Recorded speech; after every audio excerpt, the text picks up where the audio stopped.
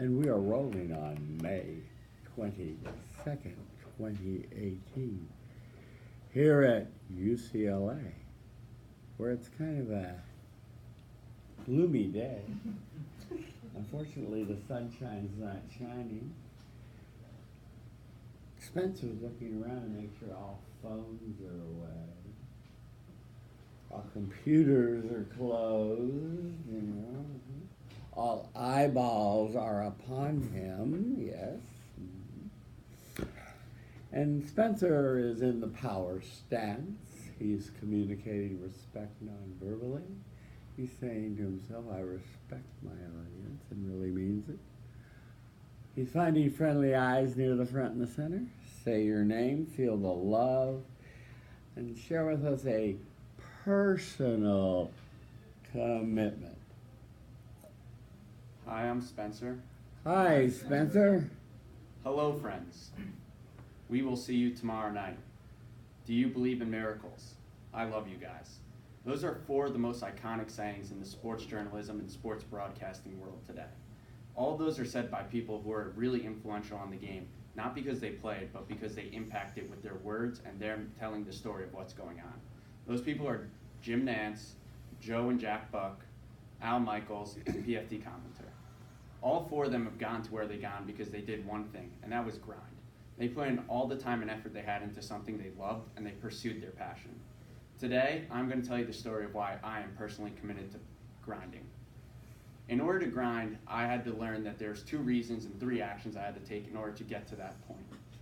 The reason why I believe grinding is so important, it doesn't just apply to the sports world or journalism world, it applies to everything you do in life. In order to grind, you have to put in all the time and effort into something you love and pursue your passion, and that's what I'm currently doing. So the first reason why I'm personally committed to grinding is because I want to pursue my passion. I want to do something that I didn't think was possible when I was in high school, and it wasn't until I came to UCLA that I realized it was a realistic possibility, and that's going into the sports journalism world. When I first came here, it took me a year to realize that what I was going to study wasn't for me. It took me a year to realize that something that everyone in my hometown does, just going into finance, isn't really worth it. I'm better off going into something I love, and that's why I decided to pursue sports journalism. And it was here at UCLA I was given the opportunity because I was willing to grind and put in the effort, and that's the first reason why I'm personally committed to grinding. The second reason why I'm personally committed to grinding is because I've seen it be successful. Someone I grew up listening to was Ryan Russillo. He had a comfortable job at ESPN. He was successful as a radio host. He had one of the top basketball opinions on the world and never had played the game. But that didn't satisfy him. He was willing to give that all up just to grind and maybe make it as a screenwriter. A lot of people said he was crazy for making this jump. People said, you have the best job in the world, why would you give it up? And he responded with, because it isn't what I truly love. So I've seen from him that if you put in time, you grind, you work hard, everything ends up working out. So that's the second reason why I'm personally committed to grinding. The third thing I'm going to tell you about is the 3 actions I've taken to show that I'm personally committed to grinding. So the first action I took was this year I joined UCLA Radio. For those of you that don't know, UCLA Radio is really unique in that the sports department, which I'm currently in, is very different from the rest of the organization. We kind of have our own free reign, we kind of do whatever we want, and we're able to bring on guests and not really have to operate like the rest of the station. What this has allowed me to do is start submitting my work to different companies outside of UCLA to show that I am someone that is moving up in this field and someone that could be the next big name. The second action I took was that me and my show had on Joe Buck. For those of you who don't know who Joe Buck is, I would say he's one of the 5 most influential people in all the sports, and he's never played a snap, never shot a shot, and never hit a ball.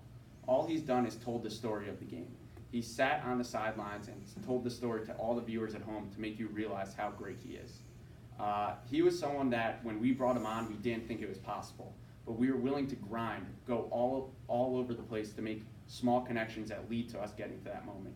It meant bringing on low-level players to begin with to show him that we were a proven track record. And once we got him, we were really able to expand our entire field. The third action I've taken to show that I'm personally committed to grinding is that I faced one of my fears, and that was going up to people I idolized as a kid. Entering this year, I was always scared whenever I saw a sports figure because those were the people that I got starstruck by. It was this summer when I finally realized that there's no point of being starstruck, they're just like me and you. So at a golf tournament I was at, I willingly went up to one of the biggest bloggers in the golf field and introduced myself and made a personal connection. The second person I went up to is a guy named Justin Rose. For those that don't follow golf at all, Justin Rose is probably one of the greatest players of all time, has won major championships, and is currently rated one of the most 100 influential people in sports today. He was a guy that I was willing to go up to, and I said, hey, when you were playing in this golf tournament by me, your caddy that you had used that week was someone I knew, and that was my bridge in.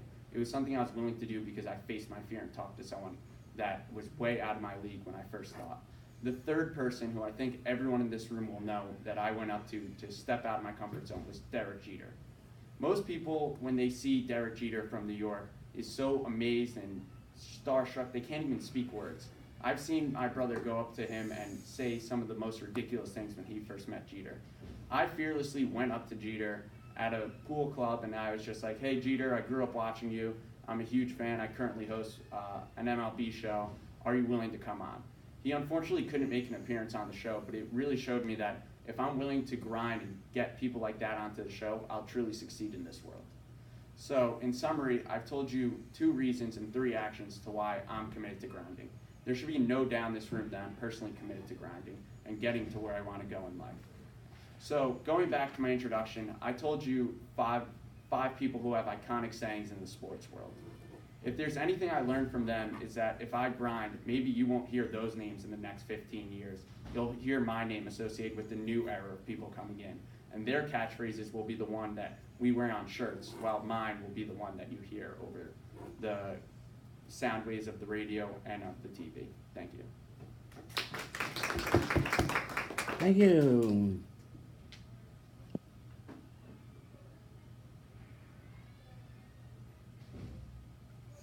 Yeah. We'll start on this side today. Hi everyone, my name's Indiana. Hi. What I really liked about your speech is that you knew it really well. You didn't have any, you didn't stutter at all, and you're really confident in it. So, yeah, I really liked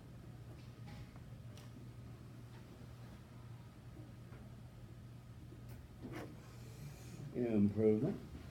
Hi, I'm Daisy. Hi, Daisy. Overall, I really enjoyed your speech. I like that you introduced a lot of sports people and you explained who they were for anyone who doesn't really know sports. I don't really have any big critiques aside from maybe pausing a little bit more when you introduced the quotes at the beginning of your speech. But that's it. Okay. Thank you, Daisy. Spencer. Thank you for sharing a side of you we never would have known or guessed. Yeah. You started with 3 or 4 different ways that famous people start their broadcasts, I guess, right? Hello, friends.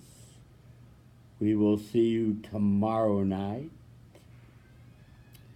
Do you believe in miracles? And love you guys. Yeah. So those were interesting phrases. I would have liked a little more oomph coming from almost imitating the people. I know I've heard Al Michaels say, do you believe in miracles? And it was with more emotion, you know, that I'm hearing from your voice. And so I'd like to see that emotional range come from you, because you're going to need that to make an emotional connection with your audience. You can't just be a fact teller, but there's an emotional side of the game, right? And, you know, that's something important. But you got our attention and you had good quotes. You chose grinding, and allow me to ask you why you chose that phrase. Is that a well-known phrase, grinding, or is that, did you feel that was a unique sort of word that it suggests really tough work, hard work? Is that where you got the phrase, or help me out Probably with like Yeah. I grew, like, I feel like growing up on the East Coast and like coming out to the West Coast, there's a big difference in like a lot of terms, people saying different slang. Yeah. So going up with like grinding was one of the big things that was like commonly said in my house. Like, you got to be able to grind to get to where you want to be, and that was probably why it was what I was personally committed to. Okay, so it was from your home. Yeah. Right. Okay. I just want to ask the audience. Grinding.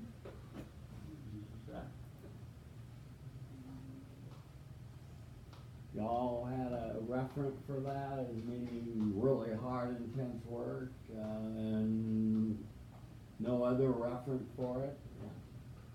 Okay, great. Your significance statement was okay. You said every passion you put in, you've got to have an end goal. I guess I would have, you said grinding applies to everything, maybe a little more than one sentence. But yeah, what was the time, by the way, on this? 5:45. 5:45. Ouch. Okay. All right. On your first reason, Spencer, I guess you came to UCLA, and I had to kind of infer this from what you said. I had to kind of fill it in. I'm guessing you were an econ major or a biz econ or something, and you were heading for accounting or something, and then that just didn't do it for you, and so you decided that somehow sports journalism was going to be the thing. What I didn't get was where that came from. Was that out of the blue? Did you always secretly want to do that? Did Probably like something quietly in the back of my head that I wasn't really ready to like openly pursue. Openly pursue. Did that involve changing a major or transitioning to a different major? Okay. All right. I would have liked to just a little more, detail on where that sports journalism popped out. If you just sort of said, okay, biz econ wasn't it, so sports journalism, yeah. Your second reason for being committed to grinding was you told us the story of Ryan Russillo, right? Mm-hmm. And he gave up what career and took what career? This was unclear to me. He took a comfy job and became a screenwriter. Is that right? And can we know the screenplay he wrote that was a big success, or how did that all work? It hasn't publicly been made, but he's announced that he sold 2 things already. He sold 2 things. Okay, that would be helpful to know and add to your storytelling, so it wasn't all in vain, Okay, yeah.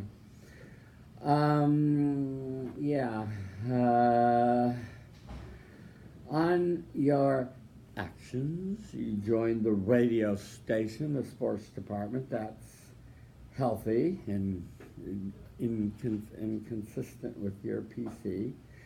You interviewed Joe Buck, and that seemed like a big catch. I've heard of that name. Yeah.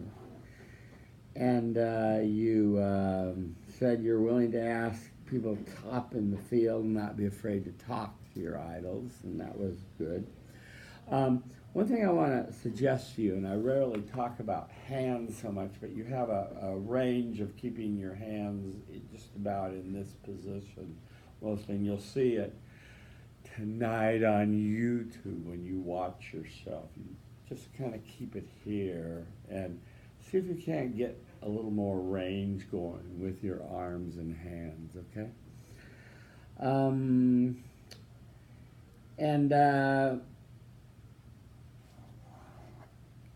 The fourth point of when I take these actions, I feel, I would have liked more of the feeling to come out, so I feel more of an emotional connection. Summary, conclusion, and tieback were all Fine. What when I listened to the speech, you seem to be a very serious young man, like you were going to prove that you're a grinder in this speech, and I hardly got a smile from you, and I don't know, maybe we'll see that in different speeches, but sometimes that can be worked into a speech and not quite be so intense in your persona, would be, to me, helpful. Okay? Let's talk about your canais. You said, I want to know my speech better, to speak confidently and not have filler words. How'd it go? I think a lot better than my last speech, just because I did practice this more than I did the first time, the last time I spoke. Right. I think it was better than your last speech. I would like to see you work on a little more vocal variety and underline keywords and focus on them and stress them in your delivery, so it's a little more interesting to listen to and not just the speech cold. So, okay. In terms of a simple message, it was simple. What did you put in this speech that was unexpected that you were going to draw our attention to? I think the beginning quotes were pretty unexpected in that I used a lot of different personalities, and then the two stories of meeting Jeter and the Joe Buck interview. Okay, good. I think you were credible. You were could cite any quote evidence, but your evidence of your personal examples were credible. You had examples where you went out and asked people, and that you weren't always successful. But you have to try, or you're you won't get anywhere standing on the sidelines, hoping you can get an interview without asking. So I think you're learning that. So that's good. It wasn't too abstract. It was concrete. What about an emotional connection? This is where I'm looking a little with some concern. What do you think you could do to improve your emotional connection with your audience with this speech? Have a less specific focus, be more open to the rest of the audience. Because I realize it's a very narrow speech. Yeah, what do you mean by being more open to the audience? I feel like not a lot of people probably had any of those prior experiences that I shared, so it's hard for them to latch onto. Okay. All right. And I think if you were a little more, opened about how you came to this experience, that would be helpful too. But you did have plenty of stories in here, and the stories help make it, sticky and memorable, so that was good.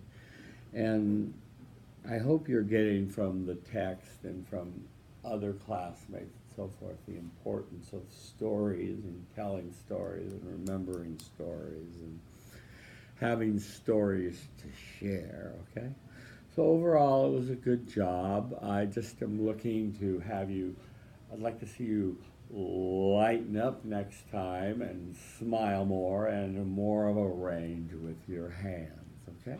Got it. Thank you.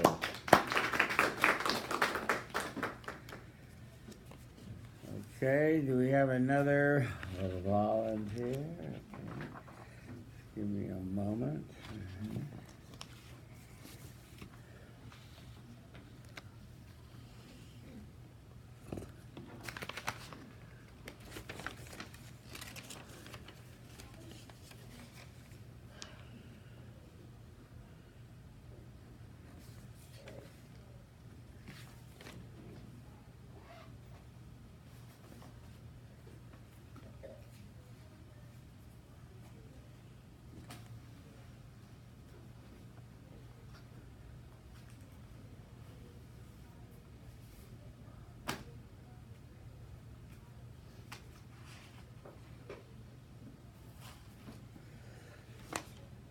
Okay.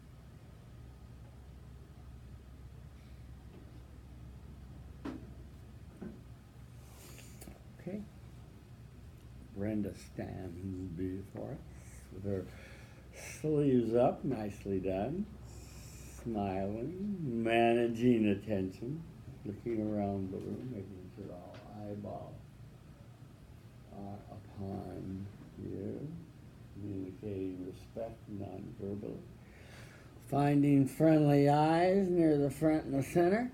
Say your name, feel the love, start your speech. Hi everyone, I'm Brenda. Hi, Brenda. Honor the Lord your God with your wealth, with the first fruit of your crops. Growing up in a Christian home, biblical texts like this proverb were always emphasized to uphold the act of giving. However, reflecting on my own actions, I soon realized I did not always practice value, exposing my selfish nature. My parents always taught me that it was not the giving that mattered, but the heart behind the act that it revealed. These words soon started bothering my conscience, and I realized that although I didn't want people to idolize me for my acts, I soon hoped to incorporate this value into my everyday task. Today, I want to share with you my personal commitment to be more giving. I'll give you 2 reasons of why I'm personally committed to be more giving, and 3 actions I have taken to demonstrate my personal commitment. I know you will all find this topic very interesting because the act of giving is something that is very much needed in a community and can be practiced of anyone, regardless of whether they have a religious tie to it or not. The first reason that I am personally committed to be more giving is because my parents have been an exemplary example to me in this area of my life. One day, I remember sitting with my parents as they were talking about the family finances. I was losing interest until I heard my dad ask, "What about the tithe?" This question led into long discussions, and my parents talked over how to meet the family bills and still manage to give to our church. At that moment, I thought this is very absurd because I thought that they should focus on our family first, and then if it was possible to give to our family, to the church, then they should give. However, unlike my selfish nature, my parents were able to come up with a plan that balanced both the family finances and practice the act of giving. Over the years, I realized that this was not a one-time discussion, but one they had almost every other week. Growing up, my family always went through economic hardships, but I realized that even though we never lived a life of luxury, I never lacked the essentials. I always had food, clothing, and shelter. And seeing my parents be so giving despite our own needs encouraged me to be more giving. Now that I've told you how my parents have influenced me to be more giving, I want to share with you the second reason of why I'm personally committed to be more giving. The second reason of why I'm personally committed to be more giving is because I recently had an incident with one of my friends that revealed my true character. It was one of my floormates' birthdays, Amy. She's a sweet girl who always came to my dorm, and she always made me laugh. As her birthday approached, I thought of getting her a gift, but time soon slipped out of my hands, and I realized I hadn't gotten her a gift until the day of her birthday. On the day of her birthday, I was looking through birthday cards, and a thought came to my mind that I had just made a big payment and that I couldn't afford to be spending.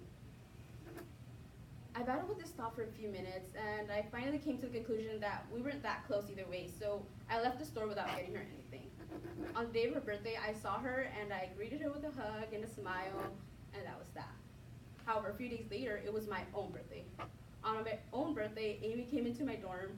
She came in with music, and she gave me a small gift. I was touched. However, I soon felt shame surrounding me. She didn't complain that I hadn't gotten her anything. Instead, she made me feel special on my own day. She made me laugh, and then she also told me, she wished me the best before leaving my dorm. All that day, all I could think about was how selfish I had been. just to say, keep myself financially stable, I couldn't afford to spend $6 on a gift card. All that day, I thought about how, like, it wasn't how much she had spent on me, but it was a thought that mattered. And once again, this action had revealed my true character. Nonetheless, despite my prior bad decisions with regards to the act of giving, I want to share with you 3 actions I have taken to demonstrate my personal commitment. The first step I have taken is that I decided to fund one of my friends' trips to go on a summer mission. Although the amount wasn't a huge amount, like portion of my money, this is a small step I probably wouldn't have done a couple of months ago, and it shows the slow progress I am making towards achieving this goal. The second step I have taken is that I have decided to give up some of my time on Sunday mornings to help set up for the church where I'm currently interning, as well as helping with the children's ministry. The third step I have taken is that I have decided to give up some of my time over the summer to help with a high school program. And doing these tasks, I felt greatly rewarded because it showed me that giving does not always have to be financially, but it can be done in so many other ways, whether it be giving up your time to volunteer or even helping a friend with their homework. In summary, I have given you 2 reasons of why I'm personally committed to being more giving, and 3 actions I have taken to demonstrate to achieve this personal commitment. There should be no doubt in this room that I am personally committed to be more giving. And though I have not done well with honoring the Lord with my wealth or symbolically with the first fruit of my crops, I hope to soon develop into a better giver to this world. I hope to have less concern for myself and more for serving others, as well as encouraging you all to practice this value, which I think is a call to everyone, despite the religious ties that may not apply to us individually. Thank you. Thank you.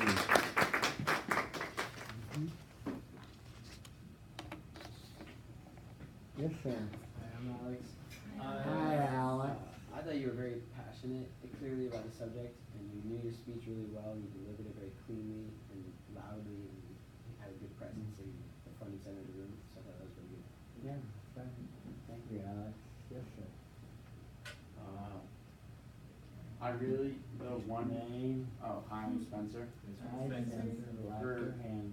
Your first reason, you kind of like left it a little cloudy of like how it ended up ending, so that would probably be my one reason, is just like expand on that. Okay, good, yeah. Mm-hmm.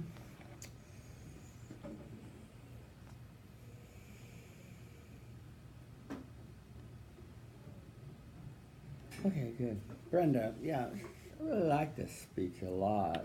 I thought you really revealed a lot about yourself, and it was authentic. And it takes a lot to reveal to a group, hey, I'm kind of self-centered. I'm kind of selfish, you know, and that was very authentic and real, which is what I was after with this speech. So I hope you'll remember how you did this, because that's what the speech was designed to try to get you to do more of. Okay? Yeah. Well, honor the Lord with your wealth, with the first fruits of your crop. Yeah. And you told us you grew up in a Christian home, and biblical verses like the Proverbs were always emphasized in the act of giving. Yeah. So you set the context for your own personal, how you came to this value in your life. And, you know, I guess you know on this campus it's a little tricky to talk about the Lord and religion. You know, you have to kind of tread carefully in some quarters. But I thought you handled it pretty well, and you had your disclaimer. Even in the end, you said, no, all of you are into religion and stuff. So that was okay. But you self-disclosed how you came to be inculcated with this value by studying the Proverbs and developing a conscience in this way, as you put it. And you said that even though you were instructed in this, it didn't always work out. So you really set the stage and gave us the essence of the problem early. And I like that. You really got right down to the core of the problem, right in your introduction.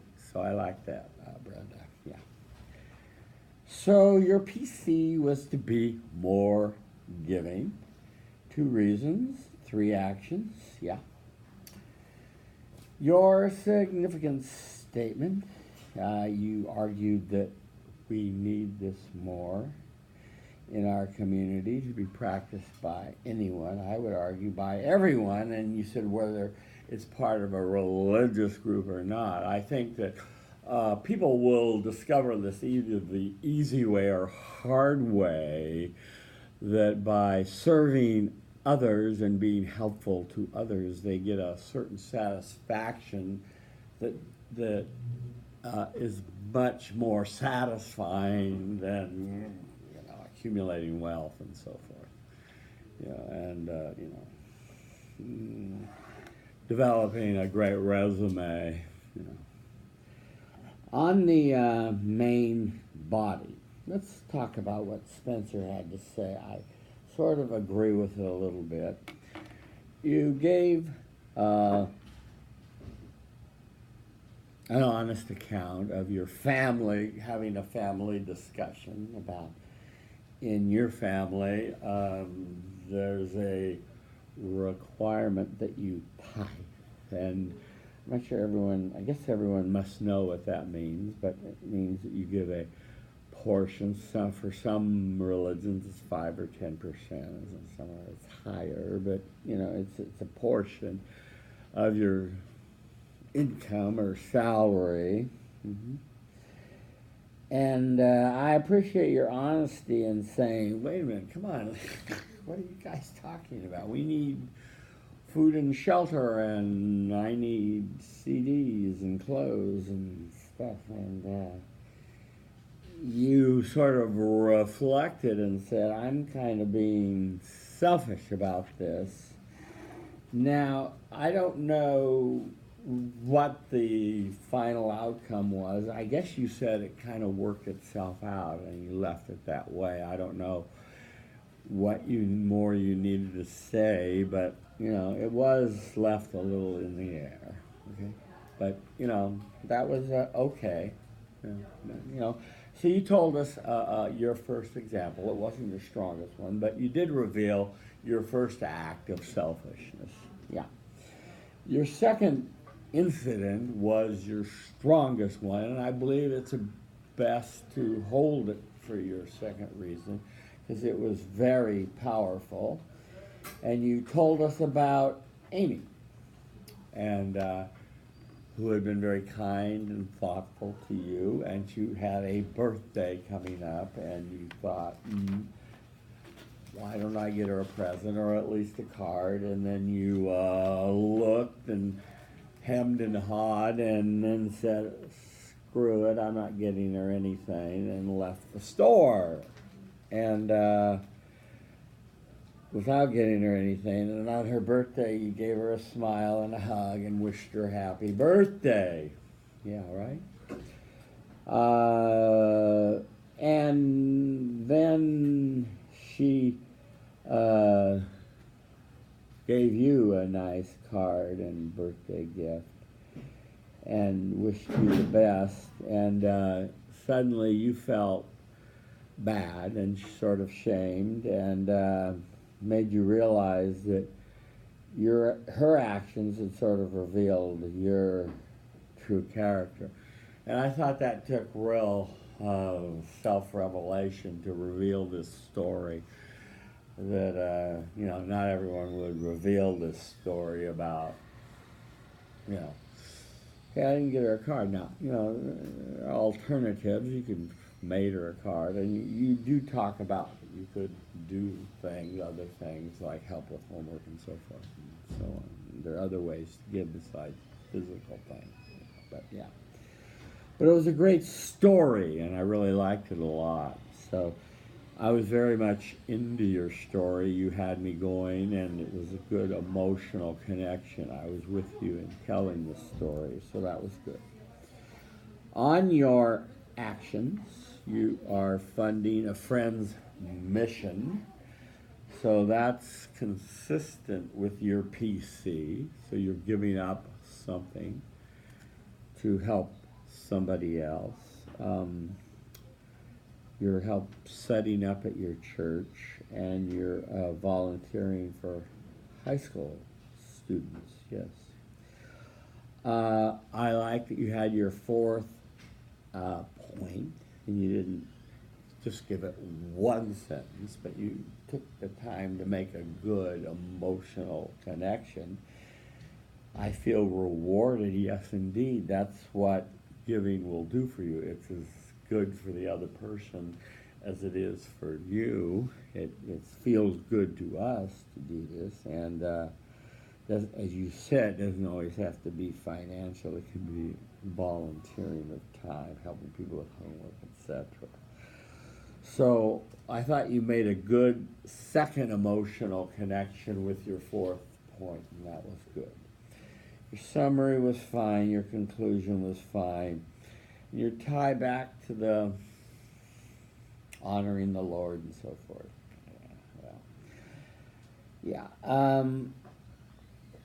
It was consistent with going to your introduction. So I think maybe I would have just gone to, I've learned now to be less concerned for myself and the importance of, just make a reference to, that sentiment and serving others.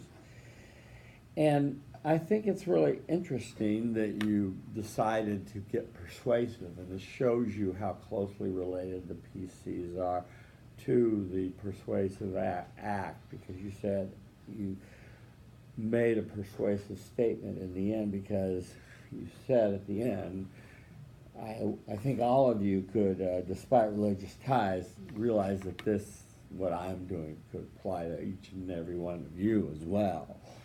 And that therein lies the importance of, if you're doing it, I could do it too. And, that's sort of the importance of, when it's very persuasive when someone is advocating for something and they're doing it too. We're persuaded by that. So, yeah.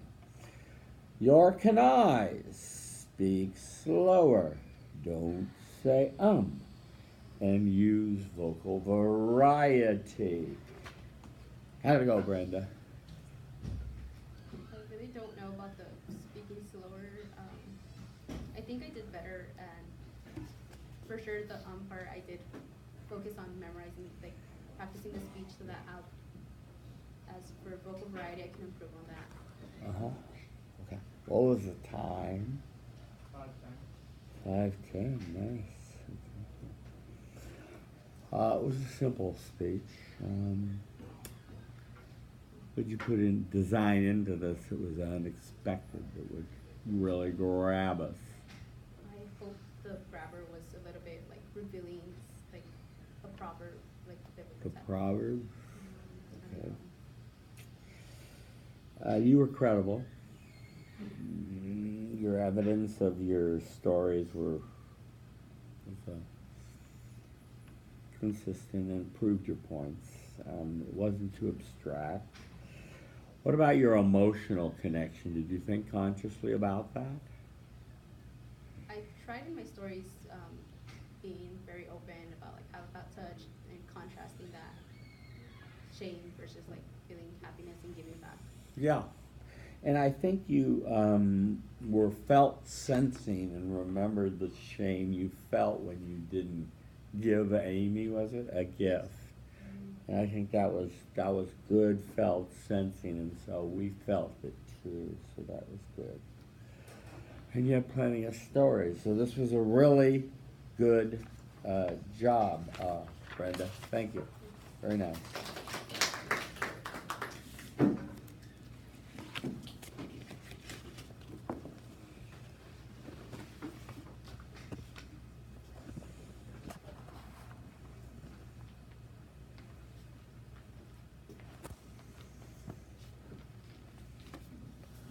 Hi. Hello. This looks like a volunteer. Okay, let me okay, all right. Get the camera set.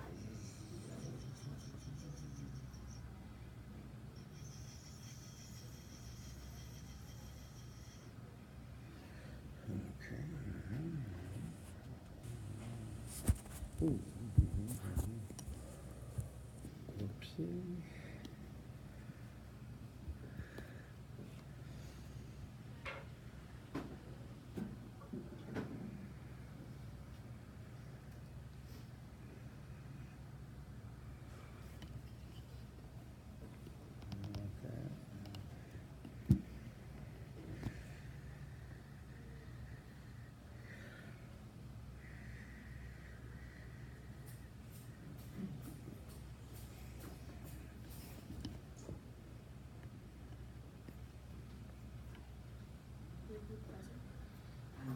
I, in a different department, I left something in here.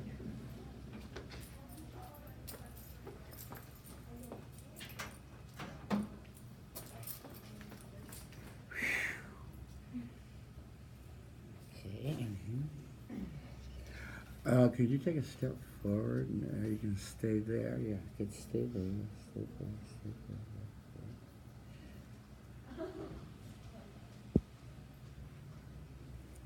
Okay, stand still. Stay still a minute, please.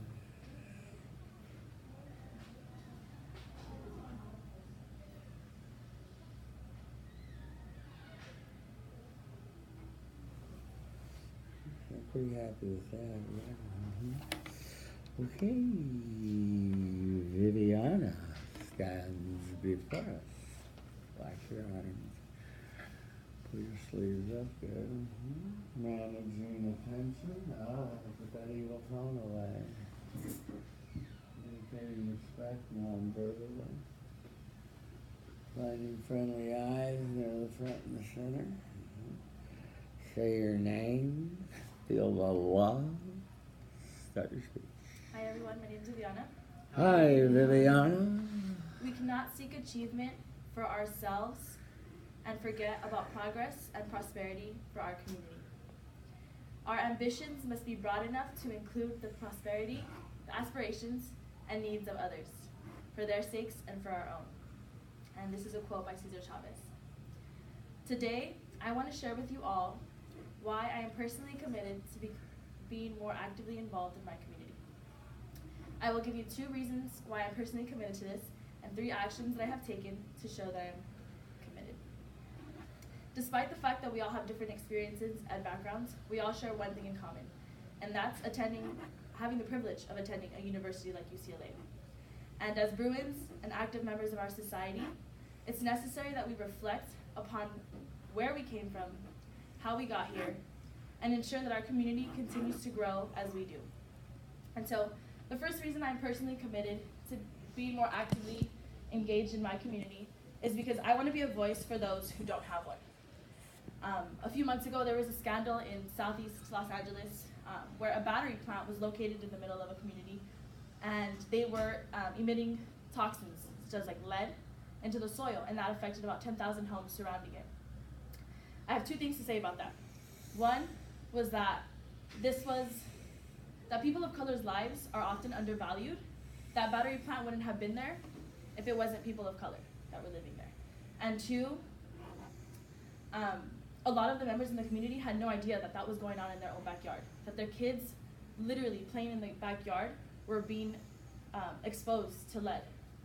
And so what I did was I partnered up with an organization, and we went door to door, and we translated in Spanish what was going on and gave them the steps to, what to do next. And the anger and frustration that I felt during this experience is what fueled my passion for wanting to be more actively engaged in my community, and why I wanted to be a voice for those who don't have one. The second reason I'm personally committed to be more actively engaged in my community is because I'm surrounded by so many individuals who are extremely passionate about community work and community organizing, which has motivated me to want to do the same. My mom, for example, this year, she was a part of she helped found an organization called Mujeres Extraordinarias, which is a nonprofit org that helps migrant women assimilate into society. They hold workshops, events, seminars that really helps anywhere between undocumented families learning their legal rights to helping Latina women, gain positions of power in their community. And so I was really inspired by that, and that's why I personally committed to becoming more actively involved in my community. And the third reason, or the third thing, 3 actions that I've taken to demonstrate my personal commitment is, 1, I helped promote and attend the UCLA labor union strike that happened about 2 weeks ago, because I think that as students, we really need to be in solidarity with the workers here. And as individuals, yes, we can make change, but when we come together, a lot more change is possible. And so I was proud of that. The second action that I took was, this past year, I've helped my mom and her organization become a little bit more tech savvy. They're pretty old school. And so I introduced them to Google Forms, Google surveys, and that made their organization run a lot smoother. The third action that I've taken is I attended a health fair, and I volunteered there translating for Spanish speakers. So what they did was they were giving out health services to a lot of families, and a lot of them were Spanish speakers. So me and a couple of friends went and we helped translate to ensure that they got the health care that they needed. And so ultimately, those 3 actions made me feel extremely grateful, because I was able to use my own experiences and my privilege to really help better my community. And so, in conclusion, I've given you all 2 reasons why I'm personally committed, and 3 actions that I have taken to demonstrate my personal commitment to becoming more actively involved in my community. There should be no doubt in this room that I am personally committed to becoming more actively engaged in my community. As Cesar Chavez said, he was a huge believer in community work and community organizing. And as UCLA students, we all have resources and the experiences that we need to help better our community. So my biggest challenge to you all is finding something that you're passionate about and really using that to help your community grow as you do. Thank you.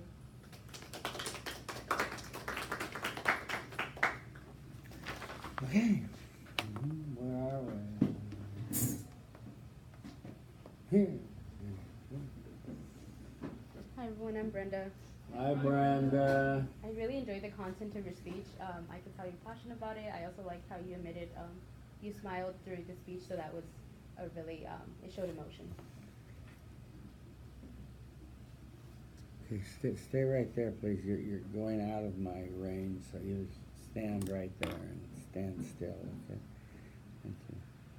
Just stand there for your people. Yes, please. I'm Mira. Hi, Mira.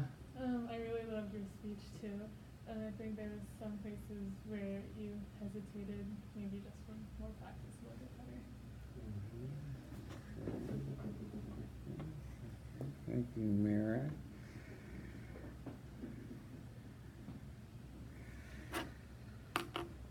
Okay, Viviana, uncross your arms. This isn't gonna hurt. We're all here among friends to help you grow. Well, you quoted Cesar Chavez with a long quote, which you knew, which was great. And you were able to put some thought in it and some emphatic style into it. We gotta seek achievement for ourselves, which a lot of people are doing when they're here at college, and forget about the progress and prosperity of our community. This is a perfect quote for what you were trying to do and talk about. Our ambitions must be broad enough to include aspiration and needs of others very similar to Brenda's speech, for their sake and for our own. So he very much, it's a very wise quote, very much has conceptualized the need of, for their sake and for our own sake. And I'll talk about this further under your significance statement. Yeah. Your thesis statement was good. It was succinct and clear. Try not try to get in the power stance and not do this rocking. Just stay still. Good, thank you. Your significance statement, you linked it to UCLA, a very prestigious and selective university of higher education. Yeah. And what I would have argued, and I think it's important to argue, is this is a public university funded by the taxpayers, all taxpayers, all the citizens, and they have a right to get something back for all the money they've thrown in here over the years, and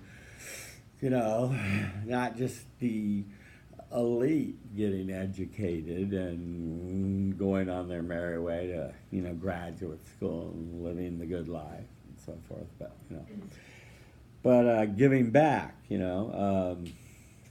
Some of the faculty have argued for a community service requirement, for the students, so that it's institutionalized, but other faculty feel that that's wrong, so it hasn't come to pass yet. But anyway, I would have just made my argument a little more broad and included the public aspect of the university. But you were on the right track, I felt, with the significant statement that you argued. And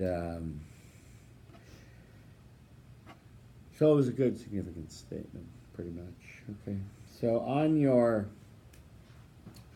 reasons for why you're committed to engage with your community, you talked about the Exide battery plant, where you discovered that lead, it's been there a long damn time, by the way, 30 years or longer, so it's been going on a long time. It's only been recently discovered. Yeah. And what you did nicely was talk about your feelings and emotions as you read about it and discovered the indifference that they polluted the local area, because after all, it's just a bunch of, can I say this, Mexicans or whatever, minorities, who cares, right? So it went on a long time before, people, there's a lot of this going on where power plants and things are located next to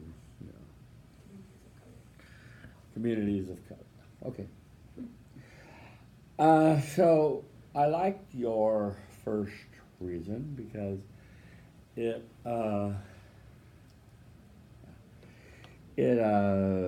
communicated not only an intellectual reason, but it also communicated a passion and a feeling that you got from working through discovering this, and that was good.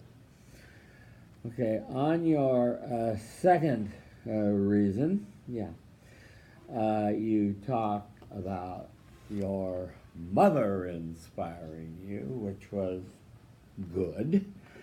And you said that, she does good work and you'd like to follow in her footsteps. So, and you talked a little bit about some of the stuff that she's done. So that was fun. Mm-hmm. On the actions that you've taken, you talked about being in solidarity with the labor union strike on this campus, and which is consistent with your PC, so you sort of get involved right here. You said you helped your mother come into the 21st century with her data processing. This is great. And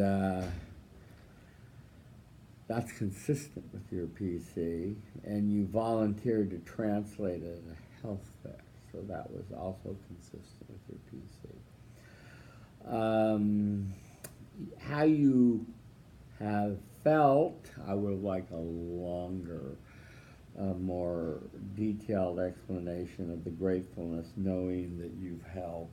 But we got a lot of emotion throughout the speech, so it was okay. Remember the difference between a summary and a conclusion, okay? You said in conclusion when you started to summarize, small detail, but just remember the difference. And you tied back nicely to Cesar Chavez quote. So that was very good. Let's talk about your canals. Do not steeple with your hands. Continue to talk when you walk. And look more relaxed. Don't look tired and look like a robot up there.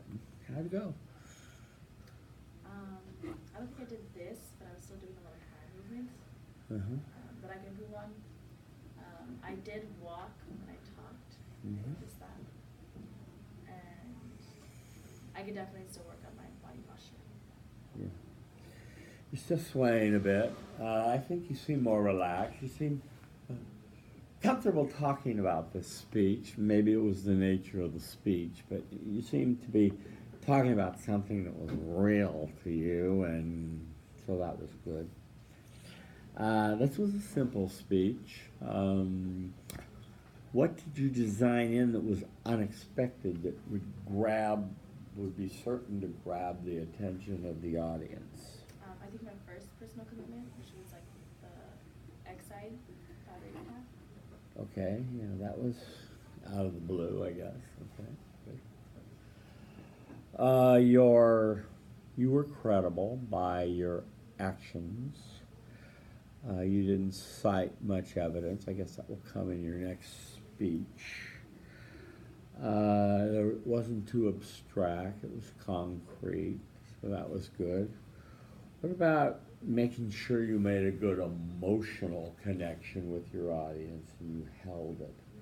What were your thoughts on that for this speech? We know how terribly important that is for a speech to be sticky, to be able to make a good emotional connection, right?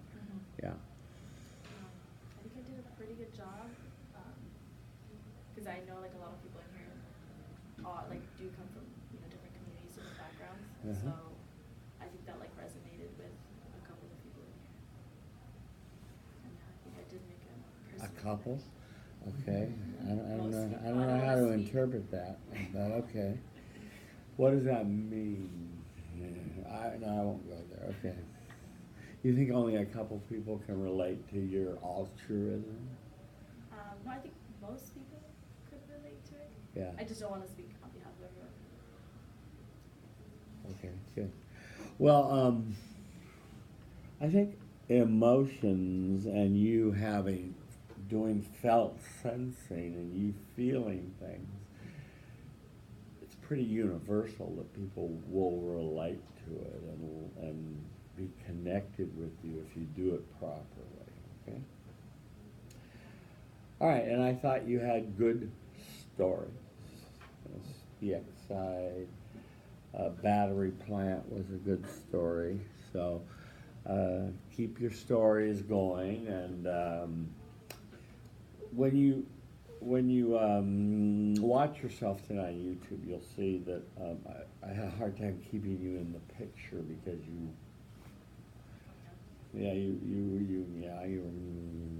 but I tried, okay? So anyway, good job. Thank you.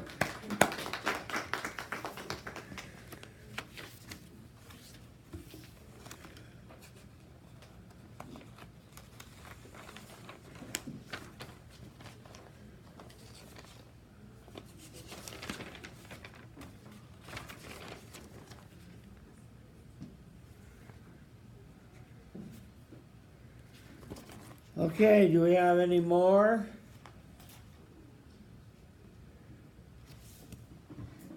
Any more speakers?